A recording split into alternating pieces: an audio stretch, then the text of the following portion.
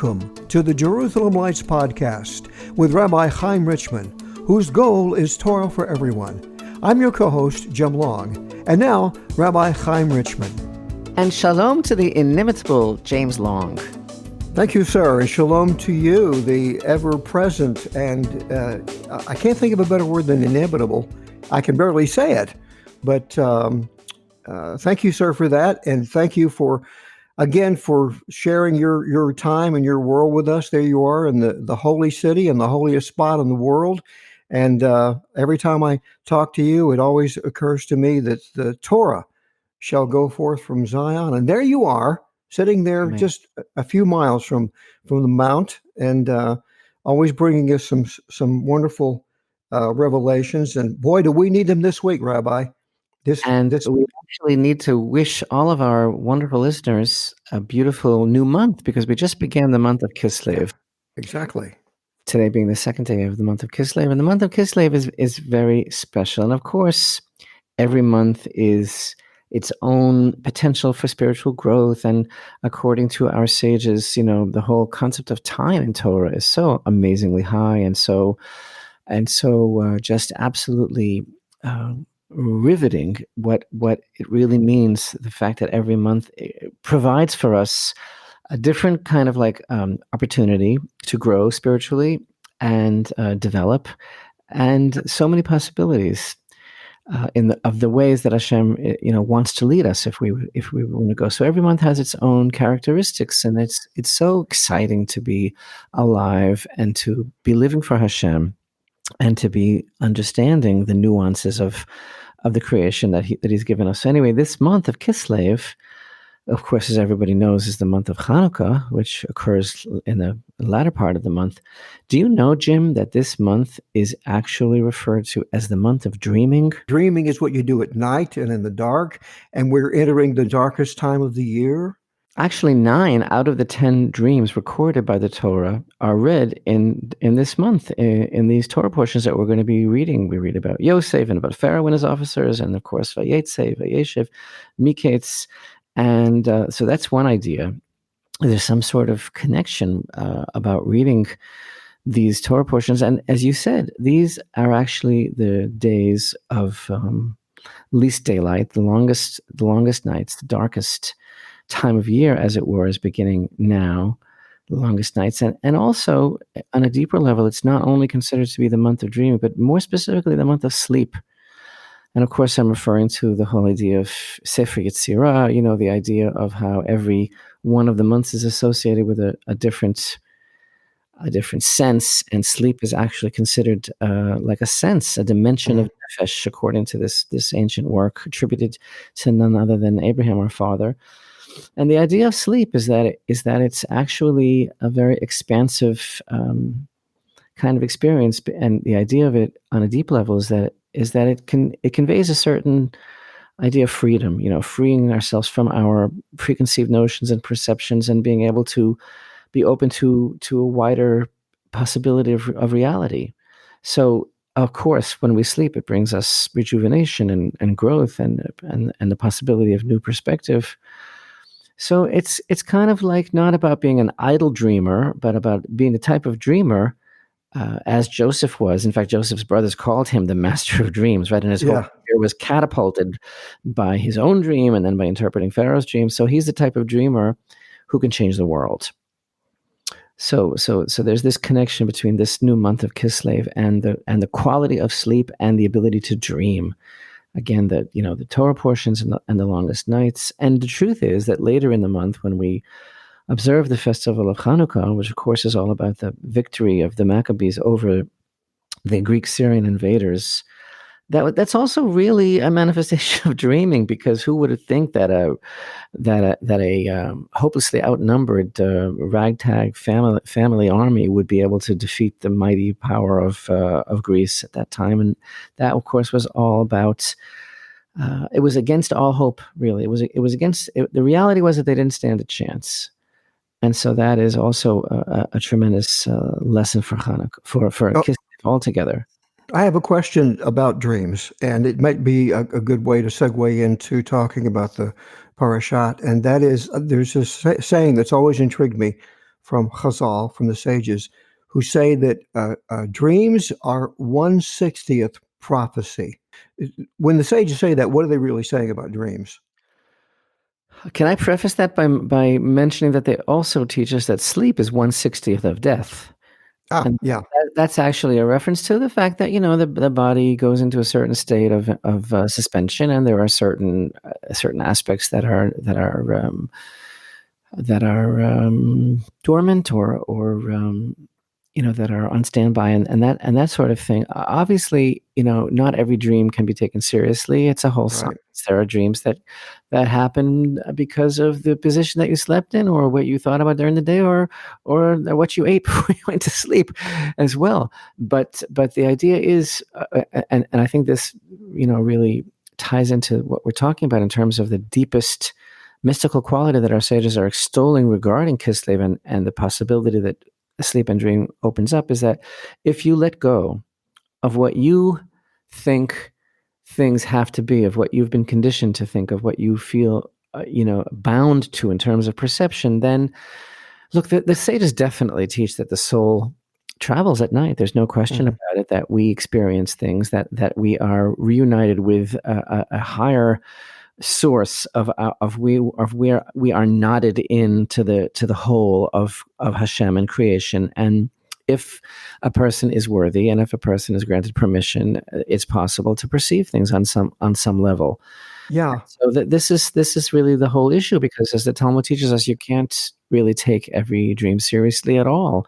right. That's when where the actual science comes in, as far as when and if and how such a thing should be interpreted. So the dream actually is very much dependent upon the person. A righteous person, a truly righteous person, the quality of their dreams is much different than someone that we could characterize as being, you know, evil, or Or even an ordinary person. an ordinary person, someone who just, makes their way through the day blindly. And that's really what I wanted to. The reason I asked that is because I wanted to touch upon something that is very much a part of this week's Torah Parsha, Toldot, and that is this idea of illusion versus reality. I think it very much hinges on that. And I think a lot of people this week, boy, we always, you and I are both, anyone who studies Torah, uh, understands that every week there is this amazing synchronicity between the events of the world and what's going on in the Parsha. And sometimes it's not easy to see it, but this week it is screaming at you. So, Uh, that is amazing, and the fact is, this week it's kind of like um, explosive, the parsha, because Yaakov and Esav emerge onto the stage, bursting forth literally from Rivka's womb. These two twin brothers, believe it or not, and it sets the stage for uh, a struggle that is basically going to be going on until the time of redemption. Before we get into that, I want to say one more thing about the month of Kislev that fits in very much. Until now, I was kind of just emphasizing the concepts of sleeping and dreaming, as far as them being characteristic of this month. And by the way, just this past week, we had a very extensive Zoom class about the month of Kislev. And if anyone would like a recording of that class, or would like to participate in future Zoom classes, which we have every week, you just have to email me at rabbi@rabbiRichman.com, and I'll be glad to send you the recording of the full class on the month of Kislev. But I wanted to mention one other thing now, Jim, and that is, I call Kislev the month of dreaming, but there's another aspect to the month that is quite important, which is the real theme of the month, that is totally revealed when we will observe Chanukah beginning on the 25th of Kislev, and that idea is called the hidden light of creation. mhm. And that's really the theme of this month, because our sages teach that when Hashem created the world, he created it with a certain kind of light, a certain kind of illumination. And that light was present for 36 hours only. And Adam, he actually was able to enjoy that light for 36 hours. And then afterwards, God hid it for the future, for the future world, for the righteous. But there's an idea that later in the month, when we observe the Festival of Chanukah, when the Chanukah lights are kindled, actually, all told, if you count all the lights that we kindle, not including the shamash, which is an extra candle, it's not, the service candle that lights the other candles doesn't count. But when you count the one in the first one, and and 2 candles on the second night, and 3 on the third night, etc., altogether we have 36 candles. And those 36 candles correspond to this concept of the 36 hours of what's called the Or Haganuz, the hidden light. Mm-hmm. Because the teaching is that when those Chanukah candles are kindled, that there's a spark, an illumination, a glimpse of that original hidden light of creation is coming back into the world. The original. Is that also the number of the righteous in the world? Exactly, right. Right, and the bottom line is that Chanukah, you will find is, and of course we'll discuss this when we come closer to the holiday this month. But Chanukah is such a beloved time. You have a real phenomena that many Jewish people that are, they're somewhat distant from their religion, that don't really, the ritual doesn't resonate with them, and they don't really identify. They don't do all that much.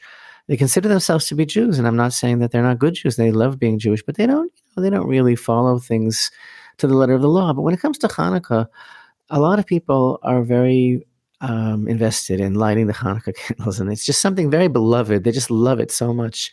And this is a very, very deep thing in the Jewish soul because of this light that is released into the world, into our homes, into our eyes. It's a purifying light. It's an elevating light. And I bring that up now because the struggle that we're beginning to read about this week in Parashat Toldot is actually, plain and simple, a struggle between what's called sons of light and sons of darkness, if you'll pardon me. It really is. It's about the direction that the world is going to go in. It's about light and darkness.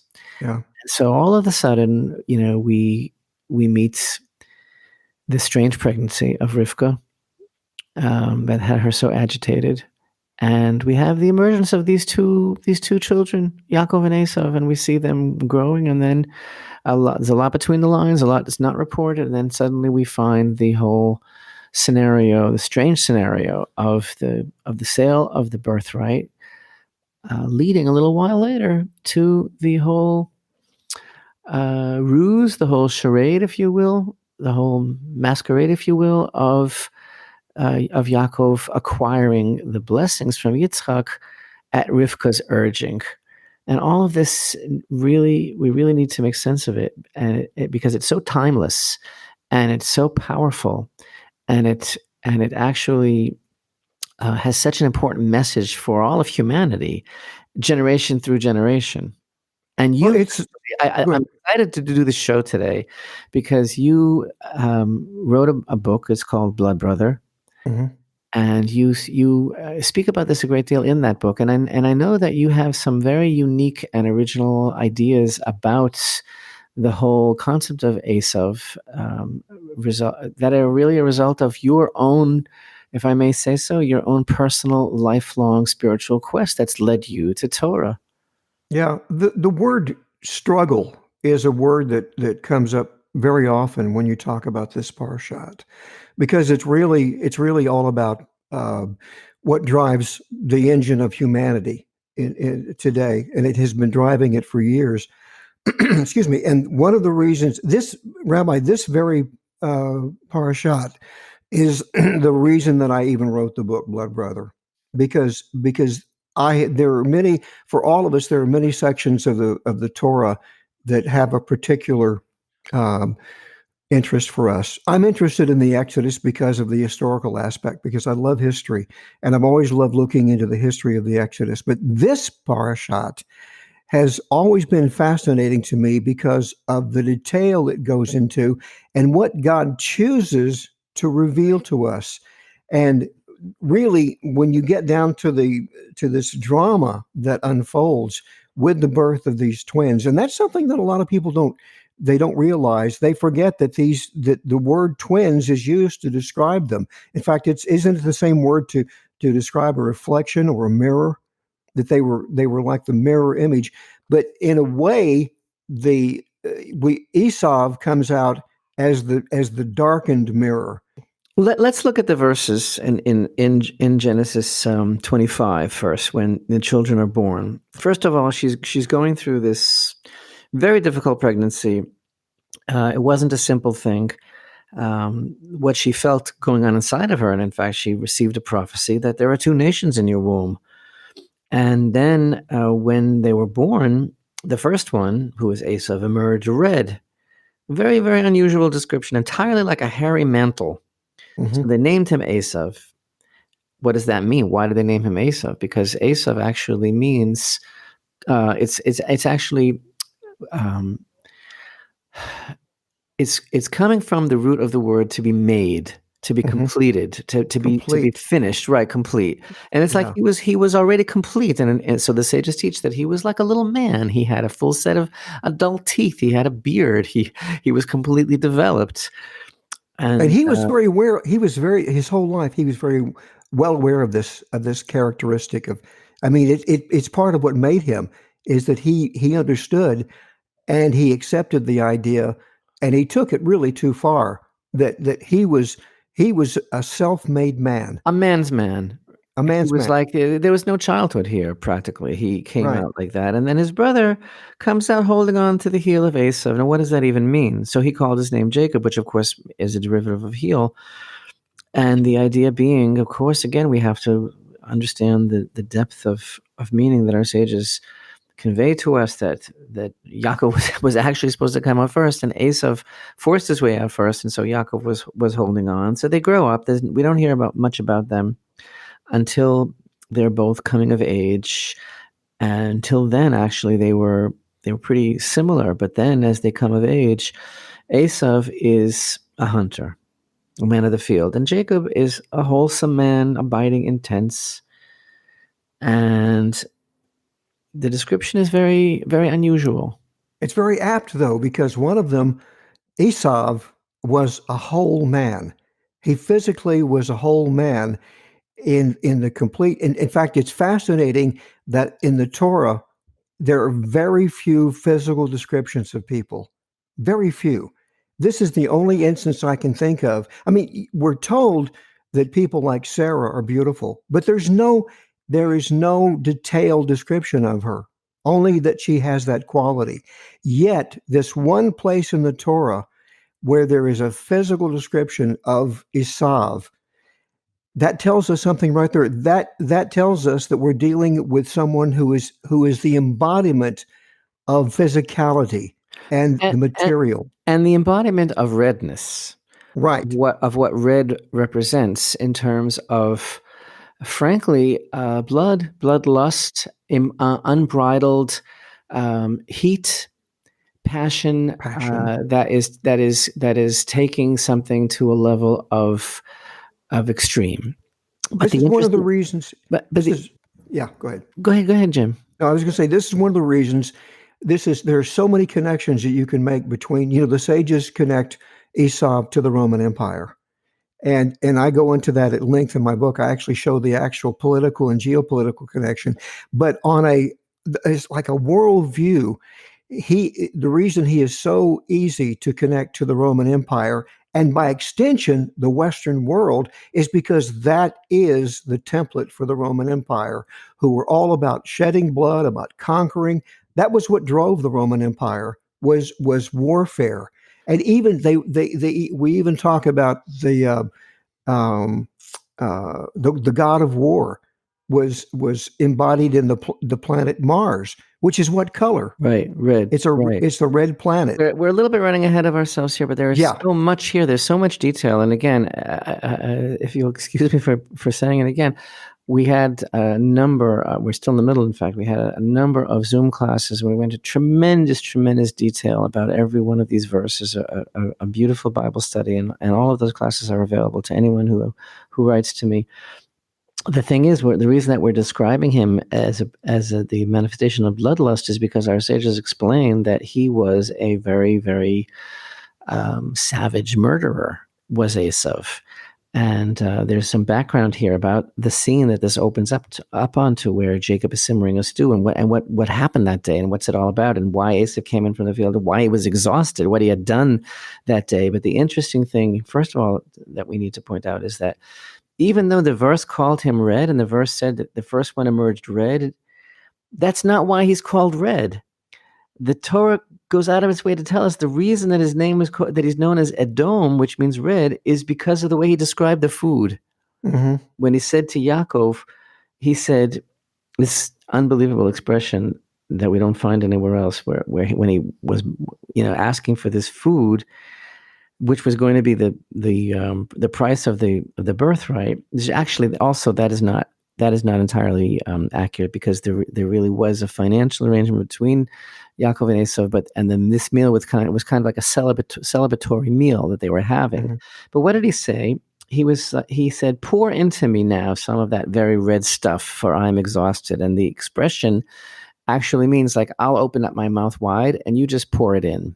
Yeah. And that's why he's called Edom, because of the way he spoke. That's why he's called Edom. That's why. And the backstory of why that whole process happened is, if we understand it, this is something else that I wanted to explore in the book. And the idea was, I kept wondering, why did he suddenly appear in the room or the tent with his brother, and just exhausted, and at the end of his tether, and just basically said, I need something to eat. And he was desperate to eat. He didn't care, because the food wasn't even cooked properly.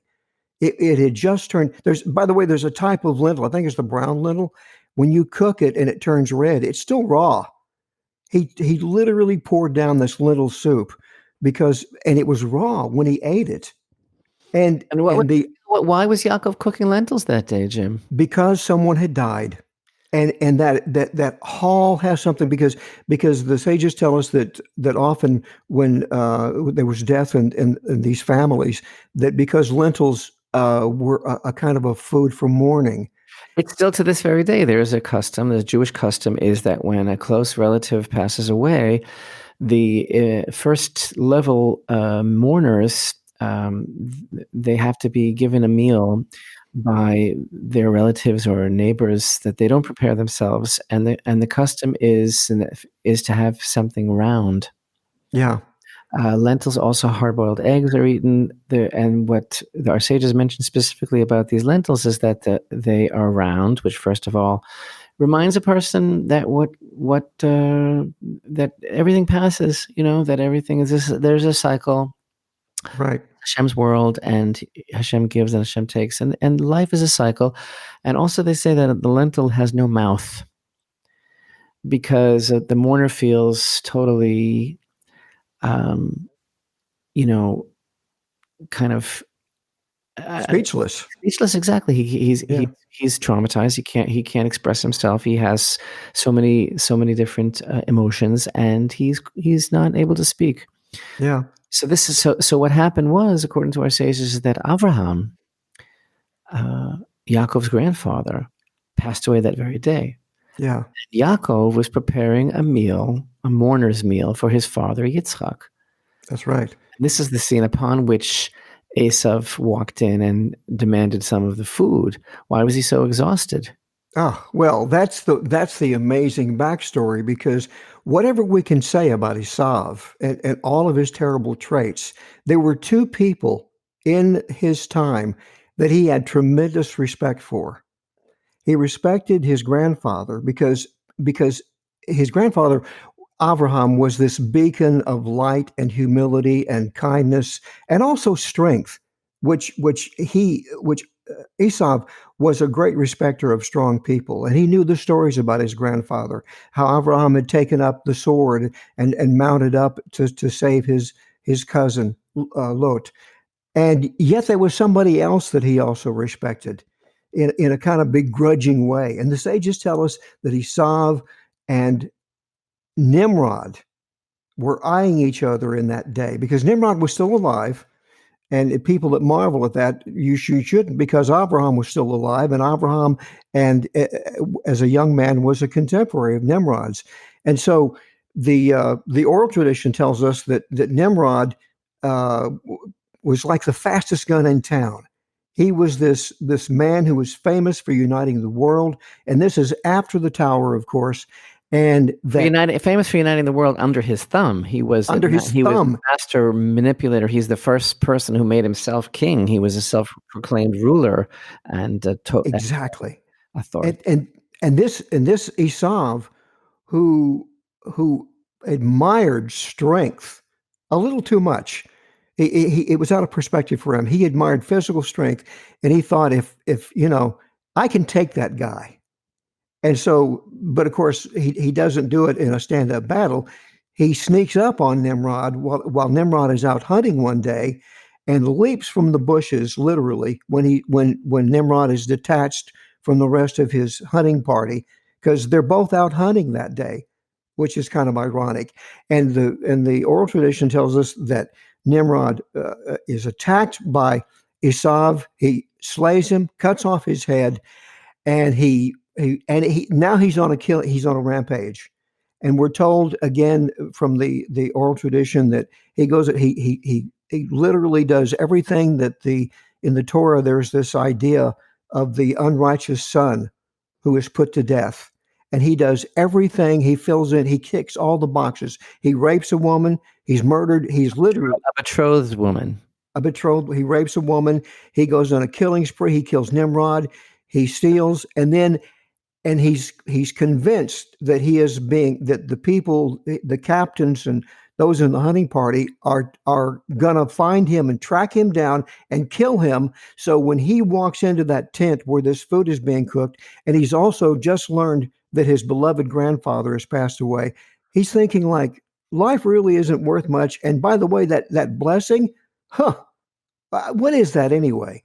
That blessing doesn't mean anything. Further, they say that he also was guilty of avodah zarah, of idolatry, the same day that he denied basically the existence of Hashem and the whole concept of the coming world. And this is what he said: is that why do I need the blessing? Why would I need the birthright? I don't believe in the next world, because the whole idea of the birthright was not about privilege, but about the responsibility for bringing Hashem's presence into this world.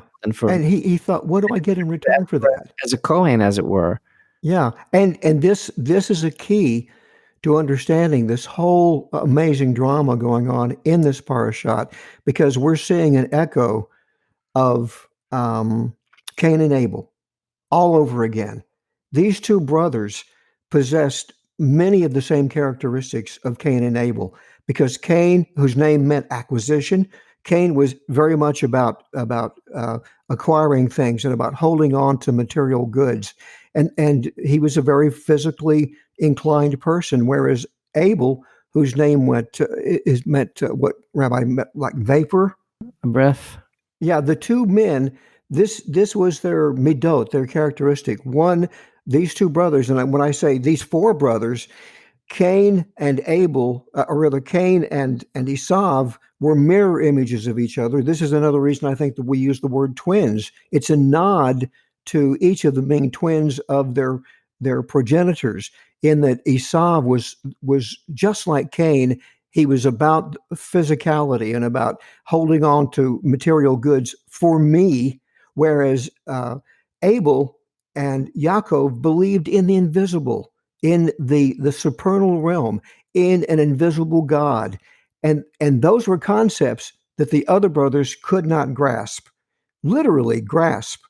And this is the internal engines that drove both these brothers. So the Torah is setting us up to say what's going to happen years later when that birthright that's been sold, it's going to play out, and it's finally going to come to its complete understanding for all of us of what happened when years later. In fact, the Seder HaOlam, the chronology of the Jewish people, tells us that when the birthright was sold, that the two boys were 15 years of age, which says things about how advanced these young Hebrew boys were in their day and age, in that they had that kind of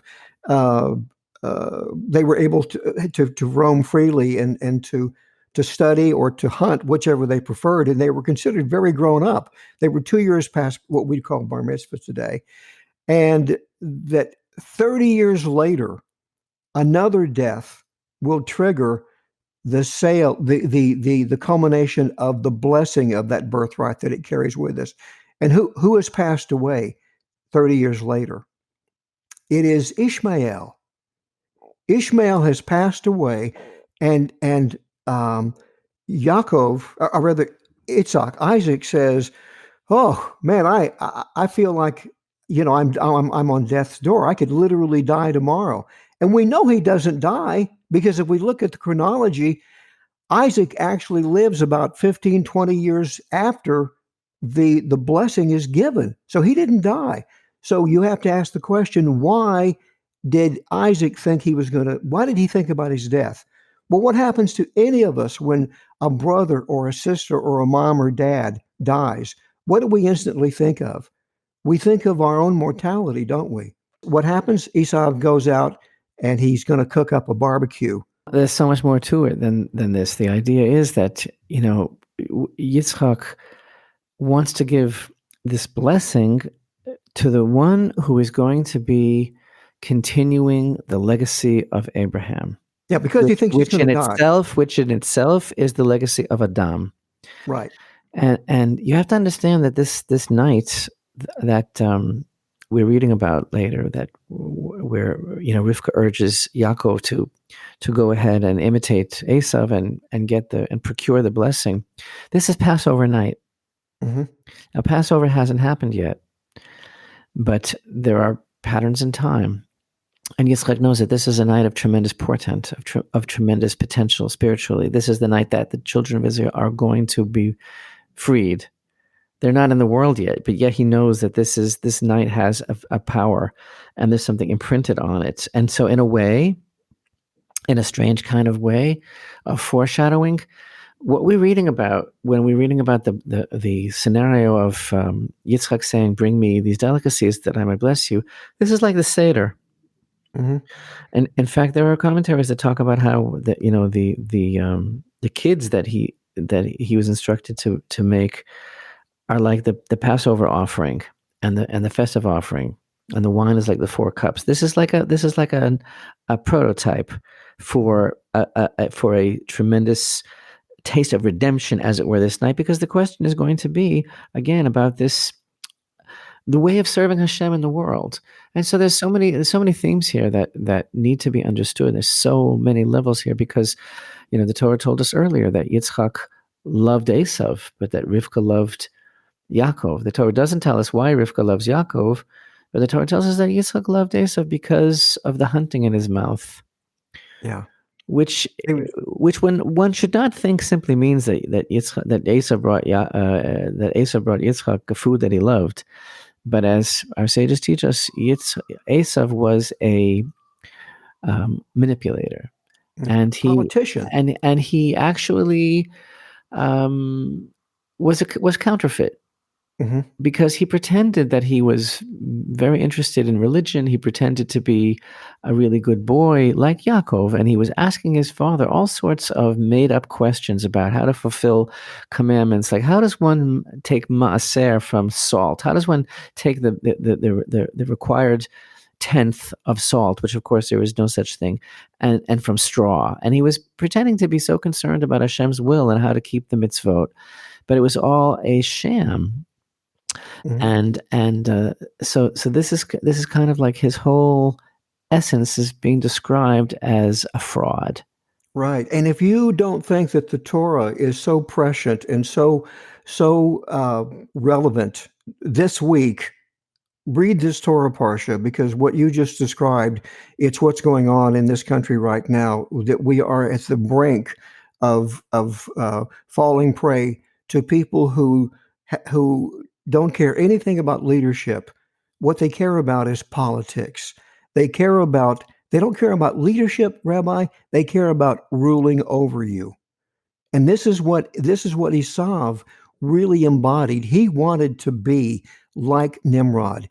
He wanted to rule over people. You told the story of Esav murdering Nimrod. You left out something important, which is that he took Nimrod's Oh, the garments. garments. Thank you. Nimrod had this very, very special, very unique garment, and it gave him a lot of power. And this is hmm a very, very deep subject. And those are actually the garments that Esav kept in his mother's house, which Rivka put on Yaakov in order to go to his father and Right. receive the blessing. And the garments, So of course. Nimrod was also a fake. Yeah. He was like Oz behind the curtain, because it was actually this garment, which was actually the original garment of Adam Harishon, of Adam. It was actually the garment that gave him the ability to have power, to hold sway over so many different aspects of creation, the animal world and people. The garment had certain powers. It's a whole other subject. And that's why Esav murdered Nimrod, because he wanted that garment. But it's alluded to. It's alluded to during the description, and this is such a microcosm of the drama of what started in Gan Eden. It's alluded to in the description when Yaakov, who is dressed in he's dressed in two things. His hands have been covered by the hair from the animals that were slaughtered for the meal, but he's also wearing a garment, and it's that same garment that had been stolen by, first of all, by was it Ham from the ark, those garments that belonged to Adam Rishon, That were with and then on the ark. and they were taken, they were given to Nimrod, and then when, as you pointed out, Esau steals those garments, those royal garments from Adam, he kept them, but of course, Mom knew where they were, and she dresses him in those garments. And when Yaakov walks into that tent, and he's close to his father, he says, "I smell the garden." I can't remember the exact verse because I don't have it in front of me. Field that Hashem has blessed.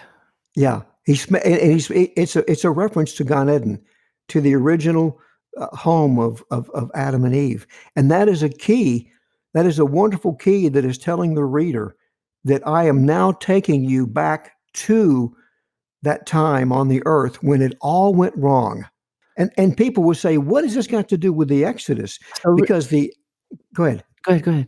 No, I was going to say because the real reason for the Exodus is the same reason that we had Adam and Eve in the first place. Because what happened with the Exodus is God allowed a nation of priests to be created. And wasn't this the original role of Adam, to be a priesthood? He was called the Kohen Gadol in his way. That's what he was doing, really. He was serving Hashem in the world. But it's a masquerade, though. It's level upon level upon level. Rivka knew the truth. She had a prophecy. She knew very deeply that Yaakov was going to be the agent, the conduit to bring Hashem's presence into the world, to continue. Yitzchak had high hopes for Esav, because Yitzchak was the perfect example of this bridge between heaven and earth. He was very, very, very much involved with this world, and he was able to do that because of his tremendous righteousness. And he was like the continuation of everything that Hashem had told Adam, to go and work the earth from where you were taken, and meaning to reveal godliness in the physical world, the field. And when Yitzchak saw that Esav was a man of the field, and that he was so immersed in physicality, he was hoping that he would be able to use that trait in the service of Hashem. Yeah, who better to be a king than someone who speaks Torah and is strong physically? That's what you want in a king, and this is what. But it's a fraud. That's the problem. Tragedy, because Esav did not live up to his potential, because he had no boundaries, and because he gave in to his most base nature and was pulled by his desire. And the interesting thing is, how we could illustrate this so beautifully. There's only one other person in the whole Torah that's described as red. King David, but the difference is, what does the verse there say in Samuel? It's so beautiful. It said that he had beautiful eyes. Mm-hmm. He was ready with beautiful eyes. Now, King David is the soul of Mashiach. He is Right. actually the Gilgul, as it were, the incarnation of Adam, and his final incarnation is that of Mashiach himself. So, but he's called red, and Esav is called red. But that's the thing, as David, could have been that person. That's the whole idea about human potential. That's the whole idea about Mhm. the whole revelation of Mashiach. In other words, a person is a person is a person, and our challenge is to take our attributes and to use them for the service of Hashem. And that's the thing, is that David is like the perfect example of using everything that you have for Hashem. So he was compassionate. He contained, as it were, the soul of every person. That's the whole concept of the secret of the book of Psalms. He's described as red with beautiful eyes. Esav was red because it was the earthiness that was pulsating through him that could not be contained, and that erupted and exploded in wanton bloodshed, in licentiousness. He's described as a hunter. He didn't just hunt animals. He hunted women. He hunted married women. The whole idea of a hunter is to subdue, to kill, to instill fear, and that's what he was. It shows you that the Torah really is a teaching tool, because what we read, because I used to wonder, like, well, why did the Torah bother to make such a detailed description of what happened in that tent between Isaac and Jacob, clothed as Esau, even to represent physically what Esau was? It's not a story at all. It is like the setting the stage of something Exactly. that's going on in our lives right now. In other words, Right. Yitzchak wasn't saying, "Oh, I'm not going to give him the blessing because I don't understand this." It's the hands of Esav, and the voice is the voice of Yaakov. He did give the blessing because he said, "This is what's needed. It needs to Yes. be the voice of Yaakov, and Yaakov needs to have the hands of Esav." Right. It would have been the opposite if it would have been the hands of Yaakov, but the voice of Esav. Right. The revelation. Yeah. The This is what revelation. I'm looking for. This is what's necessary. But The revelation. I'm sorry. I'm so excited about this. I'm interrupting please. you.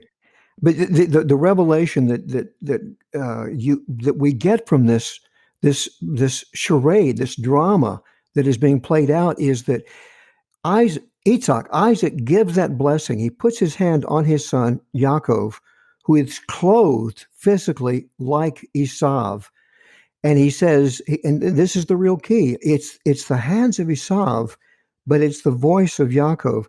He's literally blessing Yaakov and all Jews after that, all of the Jewish people, the people of Israel, and saying, for you to take your place in the world, to become this nation of priests, you're going to have that strength, that physical strength, to take on the rigors and the attacks of the world. But yet, the entire time, you will only speak the voice of Jacob, which is Torah. And now, ironically, and this is very deep, what's happened throughout history is that Esav, the fraud, Esav, the manipulator, he basically speaks with the voice of Yaakov. Yeah. He still feigns righteousness. He still pretends to be something concerned about Hashem's will and doing the right thing, but he kind of like tries to speak through Yaakov's voice, but he is the same Esav. Yeah. This is I mean, the levels of profound symbolism that swirl around this scene are you're almost overcome with it, because here is this mini drama being played out where in one respect, Yaakov, at the instruction of his mother, who's heard it directly from Hashem, that you are supposed to be you're supposed to become Israel.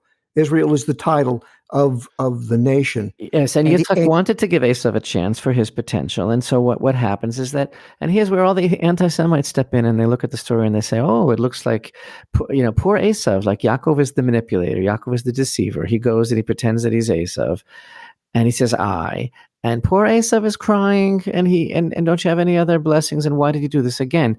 Esav, who forced his way out under threat. Esav, who was not interested in the birthright because to him it was nothing but an obligation that he was not interested in because he did not believe in anything and because he was committed to his own self-advancement and his own physicality.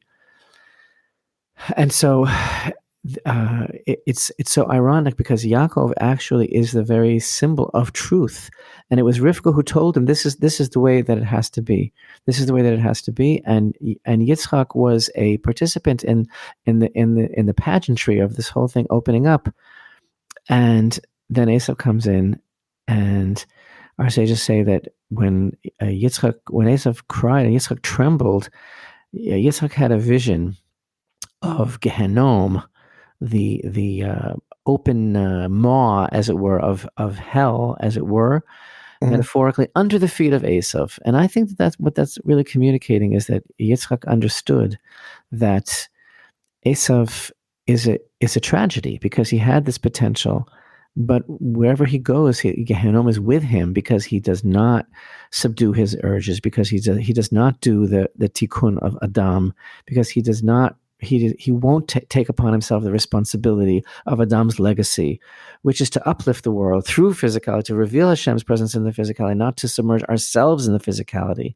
Yeah. In other words, Yaakov's job is to connect heaven and earth. So Yaakov brings earth, as it were. This is the whole thing. He elevates earth to heaven. Where Esav, what he does is he causes heaven to crash, as it were, and his whole elevation is his whole it's the opposite. He's submerging the earth, as it were. Yeah.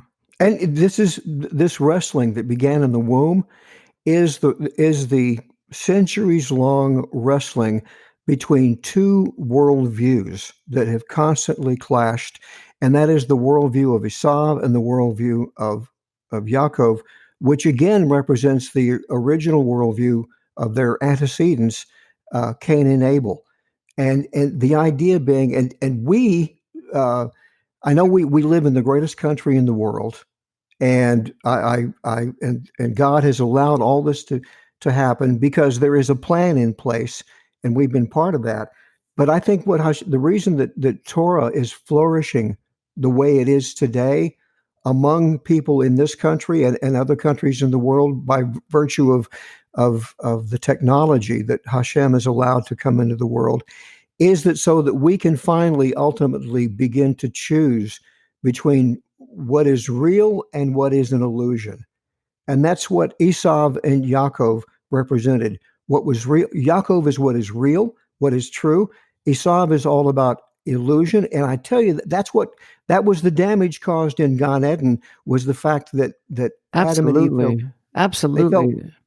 Go ahead. No, I'm just so excited about what you're saying, because because when Adam and Eve ate from the tree of knowledge, they created a world of illusion within themselves. Right. And they always have to choose between a good and evil. Ironically, Yaakov, who in next week's Torah portion sees a dream with a ladder with Hashem standing on top, that's reality. That's right, reality because of his character. Now talking about illusion and Esavian illusion, and Esav, as most people understand it, being identified with the West. Mm-hmm. I know you particularly like to identify Esav with media, but Jim, the whole Western culture is built upon illusion. Yes, and the only thing that is really held up on a pedestal and it really counts for anything anymore is illusion, is entertainment, is Hollywood, and all the Hollywood stars who express themselves with such vitriol, and as if they are people whose opinion counts for something, as if they are neurosurgeons or astrophysicists or the people that they play. On Netflix, they're only actors. And yet everyone is, everyone is just like genuflecting and just spinning circles because of the things that they say about what they believe in and who they and it's just amazing. And what they are they are representatives of the only thing that the West seems to have to offer now, which is total illusion. And by the way, I'm a huge fan of film. But I finally got my eyes corrected by the Torah, and I was able to see the reality of the entertainment world and all of the Western philosophies, the romanticism of song and literature and films and stage work. The what happens, and to show you it's very Esavian, is that it is telling you that the illusion is real. What does the Bible teach us? That the heart is deceitful above all things. It's only real if it is attached to value, honest value. The heart is a very important attribute, and it's really all there is. It's the most important thing of all. We're told to serve Hashem with all of our heart, and that means with the Yetzer Hara as well, and to train our heart. And in fact, that Hashem requires the service of the heart. The thing is that we have to temper it with Change the heart. we have to temper it, and we have to be in control of it. And we have to be able Yes. to use it for the right things. We have to be able to use that sensitivity, and we have to be able to have it uplift us and not bring us down. That's the This thing. and And this is and the difference. ironically, as far as illusion is concerned, Yaakov here was an actor. He was Yeah. he was playing Esav, was he He was not? playing. And He was yet, playing. what he was representing, and the scene that is unfolding in front of the Yitzchak, who the verse seems to be describing as bewildered, but he wasn't bewildered at all. And he said, "Oh, good, the hands are the hands of Esav, but the voice of Yaakov." Yaakov was presenting a vision of what the true reality is. Yes. It's the voice of Yaakov using the hands of Esav. That's exactly it. Even dressing up was a way for the Torah, the fact that it described this masquerade, and that Yaakov was in on the joke, and he wanted to make sure his dad was, that Isaac was, is he dresses up because the masquerade was a metaphor for Esav's own life, and in the fact that he was behind a mask. What you saw, you did when with Yaakov. What you saw was what you got. With Esav, what you saw was a charade, was a masquerade, and that Esav's penchant for masquerade was to masquerade as a completely righteous person when he was not at all a righteous person. He pretended to be one. He clothed himself in righteousness. And this is, in essence, what Isaac was being told by his own son. I'm dressing up because that's what your son does, who calls himself Esav. And it was a wake-up call, if you will, and it's a wake-up call for us as the reader.